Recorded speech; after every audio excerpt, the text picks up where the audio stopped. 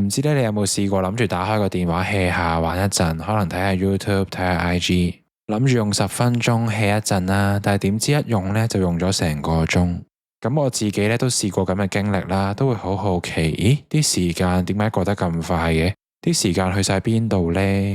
咁隨住科技嘅發展，我哋嘅日常生活咧越嚟越依賴我哋嘅智能電話啦，唔同嘅應用程式啦，或者社交媒體。咁但係你又有冇諗過，到底係利用緊呢一啲嘅免費產品啦，定係呢一啲背後嘅商人利用緊你嘅時間同注意力賺取金錢呢？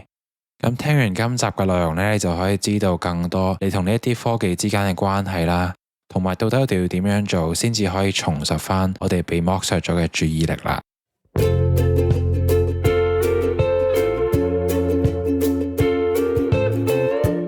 大家好，歡迎翻到嚟收聽 Just For 讀書會，我係 Justin。今集呢，想同大家分享一本書，書名呢叫做《深度數位大掃除》。咁副標題呢，就係3分飽連線方案，在喧囂世界過專注人生啊！咁作者呢，就係卡爾紐波特啦 Cal Newport。Cal Newport 仲有其他著作呢，可能大家都有聽過嘅，咁就包括深度工作力啦，同埋深度學習力。咁都係以深度呢個字呢嚟到做標題嘅開頭嘅。咁隨住時間嚟到21世紀啦，相信每個人呢都有一部智能電話噶啦。而我同你嘅智能電話入面呢，有好多嘅應用程式啦，同埋社交媒體，可能係 Facebook 又好啦 ，Instagram 又好啦，又或者係 YouTube 又好 ，X 又好 ，Thread 都好呢。相信你唔多唔少呢都有用過或者聽過啦。咁但係你又有冇思考過你同呢啲應用程式之間嘅關係係點呢？可能你會覺得呢啲 app 真係幾好啊，可以令到我呢聯絡到遠在天邊嘅朋友，或者好多年失散咗冇聯絡過嘅親戚。咁但係作者就指出呢，過度沉溺喺呢種連線狀態呢，會令我哋反而忽略咗現實嘅互動啦，都令到我哋呢更加焦慮、更加不安，人際關係呢都變得更加之差。咁今集呢，就會同大家一齊剖析下當中嘅原因啦，之後呢，就會同大家介紹一個方法呢，叫做數位斷捨離。我哋應該點樣做先至可以避免自己對於智能電話嘅一啲功能、一啲應用程式啊、社交媒體過度沉溺、過度上癮呢？要戒咗用智能電話嘅話，條界線又應該畫喺邊度呢？一齊嚟睇下呢，到底點樣做，我哋先至可以最大化到呢啲科技帶嚟嘅好處，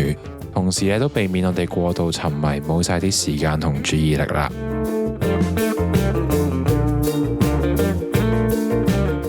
咁首先呢，如果你而家用緊你嘅智能電話去聽我 podcast 嘅話呢，可以去設定嗰度呢，撳下螢幕使用時間，之後呢，睇下你今日或者今個星期到底花咗幾多時間用呢個智能電話呢？可能係睇 Facebook 啊、睇 IG 啊，或者攞嚟玩手機 game 啊、睇片啊等等啦。咁呢個數字呢，可能會比你想象中高㗎。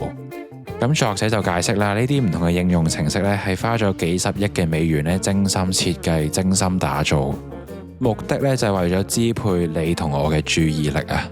你可能會天真無邪咁以為我係一個 Facebook 嘅使用者啦，我可以享受 Meta 呢間公司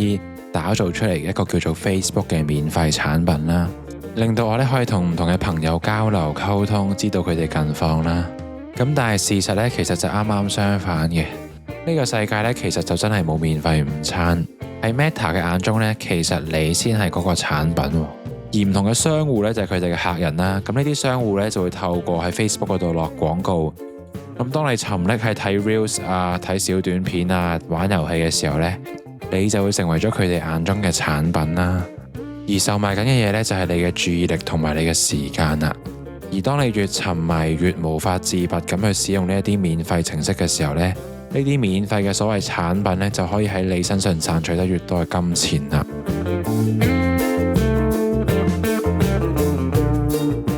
咁點解使用智能電話，特別係 Facebook 啊、IG 啊一啲社交媒體咁容易令到我哋上癮呢？咁作者呢，就解釋2個原因嘅。咁首先第一個原因呢，就係呢啲應用程式呢，提供咗一種間歇嘅正向強化俾我哋嘅。咁喺70年代呢，科學家透過用白鴿做實驗，發現咗同樣係獎勵，當獎勵嘅形態冇辦法被預測嘅時候呢，會比起獎勵形態固定咁發送呢更加之有吸引力啊！咁就咁講呢，可能好空泛啦。咁我呢舉啲實際例子，例如當你打開 IG 嘅時候呢，每次都可以見到唔知邊個朋友嘅新 post 啦。咁呢個呢係一個形態無法預測嘅獎勵啦。或者當你睇緊 Reels 嘅時候，你只要用手指輕輕咁向下掃一下呢，你就可以睇到一條完全係未知嘅片。佢可能係一條搞笑片啦，可能係一條貓貓片啦。你喺掃嗰下之前呢，係完全唔會知得到啲咩獎勵嘅。咁但係當我哋知道下一條片必定係貓貓片嘅時候呢，反而就會冇咁吸引。或者你會見到而家市面上一啲抽盲盒啦，或者打機嘅時候呢，有啲咩10抽、20抽去抽一啲角色。咁你可能都會好奇，點解啲商家唔直接去售賣盲盒入面嘅公仔？客人中意邊隻公仔，咪俾錢買邊隻公仔咯，而係選擇以盲盒嘅形式去售賣佢哋嘅公仔呢？咁其實因為呢啲商家都善用嘅呢一個心理學原理啦，當獎勵嘅形態冇辦法被預測嘅時候呢，往往會比固定形態嘅獎勵呢更加有吸引力啊！藉此呢，透過呢一種上癮嘅行為呢，就可以最大化咁奪取我哋嘅資源啦。咁除咗間歇嘅正向強化之外呢，第二個會令到我哋輕易上癮嘅原因係使用呢一啲社交媒體呢，可以令我哋輕易咁得到社會嘅認可或者認同。咁你可以幻想下啦，喺石器時代嗰陣呢，我哋一定要好小心咁管理我哋同其他部落成員之間嘅關係，邊度有水飲，邊度有嘢食，邊度有危險。喺嗰陣時咧，透過社交咧，我哋就可以獲取呢啲咁珍貴嘅資訊啦。而呢一啲嘅資訊咧，對於我哋生存咧，攸關重要。咁作者舉咗個例子啦，就係當你喺 IG 出 post 嘅時候咧，tag 咗你嘅朋友啦，就好似向其他人證明緊咧，你哋嘅關係十分之深厚啊。咁換翻去石器時代咧，就代表你得到部落成員嘅認同啦，有啲好好嘅朋友或者社交嘅關係。你可以知道邊度有果實食啦，邊度有水飲啦，或者邊度有長毛象攻擊。而呢啲資訊咧，對你生存咧係十分之有利嘅。咁向人證明你有好好嘅社交咧，亦都間接幫助你咧獲得更多嘅社交啦，同埋更多對生存有利嘅資訊啦。另一個例子咧，就係見到我哋有時收到啲信息咧，會好想盡快回覆嘅。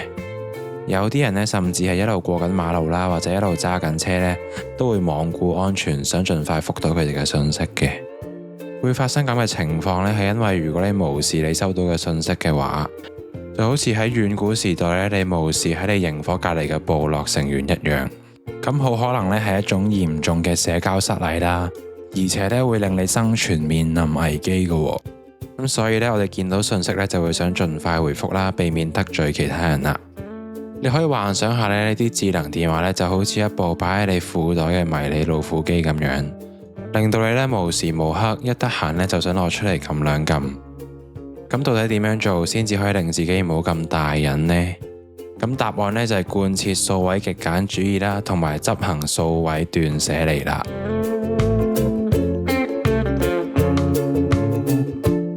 咁所謂數位極簡主義呢，其實係一套運用科技嘅理念嚟嘅。而呢個理念嘅精神呢，就係主張我哋將連線嘅時間呢，放喺幾個精心挑選嘅活動之上。我哋應該由價值觀出發呢，去諗下究竟自己需要用啲咩科技，而唔係因為而家興啲咩科技啦，或者我隔離嗰個人用緊啲咩科技呢，我又跟住用嘅。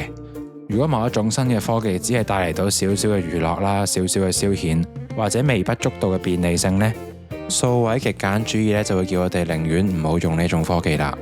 特別係當一啲科技咧，如果只係帶嚟到廉價嘅娛樂啦，或者一啲低劣嘅資訊嘅話呢，其實忽略呢一種科技所帶嚟嘅好處，絕對係大於使用呢一種科技所帶嚟嘅好處嘅。就好似之前連結嗰本書所講啦，有時吸收得越多資訊呢，唔一定越好㗎，但係偏偏現今社會嘅價值觀啦，或者喺資本主義底下塑造出嚟嘅價值觀呢，就話俾我哋知，凡事咧一定係越多越好㗎，擁有得越多嘅物質一定越幸福啦，越大間屋一定越好啦，越多嘅錢越多嘅收入一定代表越好嘅生活啦。咁但係實際上又係咪真係咁嘅呢？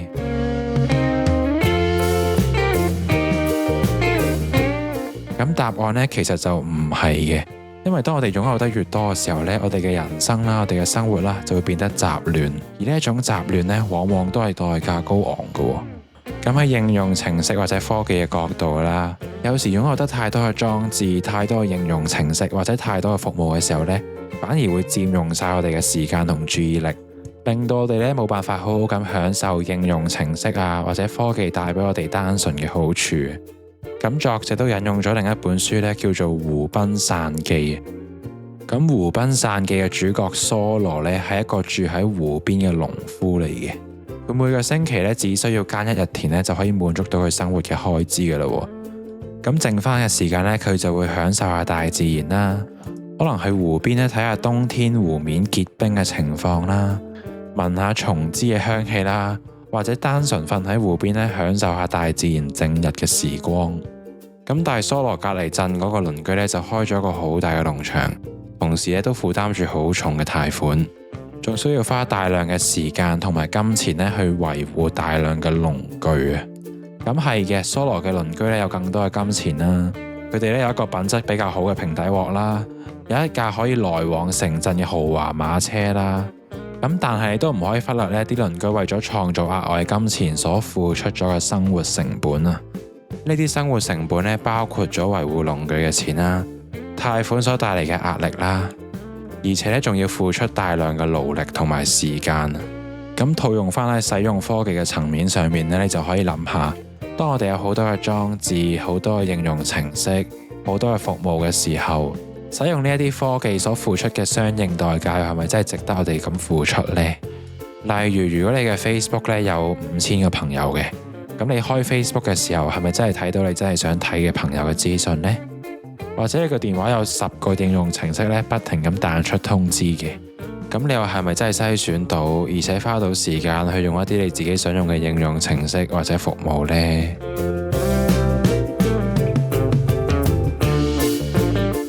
咁因此咧，作者就建議我哋咧可以執行數位斷捨離啊。咁數位斷捨離咧為期30日。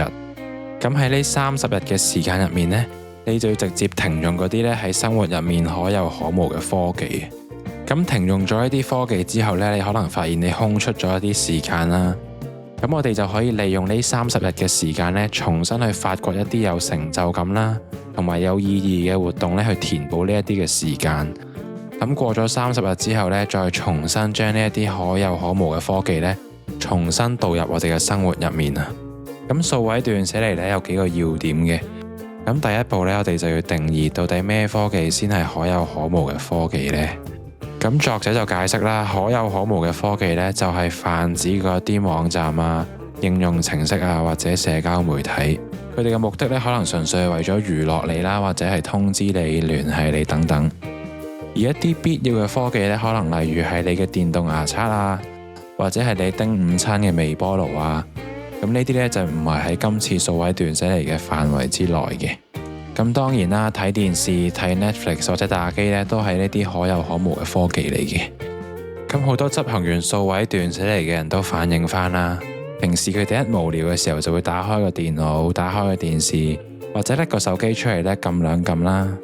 咁但係喺數位斷捨離期間呢，就完全冇晒呢啲嘅消遣娛樂。咁因此咧，你喺呢30日入面一定要重新發掘到，除咗玩電話、玩電腦之外，到底喺你生活入面你中意做啲咩呢？我哋要透過揾出並培養呢啲優質嘅習慣呢，去取代嗰啲科技帶俾我哋簡單啦、劣質嘅消遣啊，藉此咧降低嗰啲電話啊、電腦啊喺我哋日常生活中嘅地位。好多人呢，就因為唔知自己人生中意做啲咩啦，所以咧就會選擇被動式咁樣同熒幕進行互動呢，作為佢哋主要嘅休閒活動，結果咧就嘥晒啲時間啊。咁所以咧透過呢30日嘅時間咧，你揾出你中意做嘅活動啦，可能係你中意釣魚又好，你中意煮嘢食又好，再用呢一啲優質嘅休閒活動咧去取代你沉迷使用科技嘅時間啊。去到最後咧就係重新導入呢一啲科技啦。可能你會覺得永世都唔再用 Facebook， 永世都唔再用 Instagram， 可能咧會同你嘅社交生活脫節。咁喺呢30日之後咧，我哋就重新有個機會咧去檢視一下自己，到底我哋嘅生活應唔應該重新導入呢一啲嘅科技呢？如果導入嘅話，我哋又會唔會一日用10個鐘、8個鐘呢？咁進行完數位斷捨離之後咧，你可能會發現，原來你每日只需要用3個字啦，或者半個鐘嘅電話咧，已經可以攞到呢啲社交媒體啊、呢啲應用程式啊帶俾我哋嘅大部分好處噶啦。咁我哋到底仲需唔需要每日花4個鐘、5個鐘、6個鐘去使用呢一啲嘅科技呢？